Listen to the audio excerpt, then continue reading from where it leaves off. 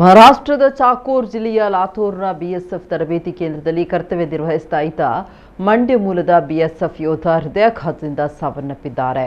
44 ವರ್ಷದ ಎಂಬಿ ಮಾದೇಗೌಡ ಮೃತ ಯೋಧ. ಕರ್ತವ್ಯದ ಸಮಯದಲ್ಲಿ ಹೃದಯಾಘಾತದಿಂದ ಯೋಧ ಮೃತಪಟ್ಟಿದ್ದಾರೆ ಅಂತ ತಿಳಿದು ಬಂದಿದೆ. ಮಾದೇಗೌಡ ಅವರು 25 ವರ್ಷಗಳಲ್ಲಿ ದೇಶದ ಹಲವೆಡೆ ಸೇವೆ ಸಲ್ಲಿಸಿದ್ರು. ಇಂದು ಯೋಧನ ಮೃತದೇಹ ಮಂಡ್ಯಕ್ಕೆ ಆಗಮಿಸಿದ್ದು ಜಿಲ್ಲಾ ಸಶಸ್ತ್ರ ಮೀಸಲು ಪಡೆ ಮೈದಾನದಲ್ಲಿ ಸರ್ಕಾರಿ ಗೌರವದೊಂದಿಗೆ ಅಂತ್ಯಕ್ರಿಯೆ ನಡೆಯಲಿದೆ.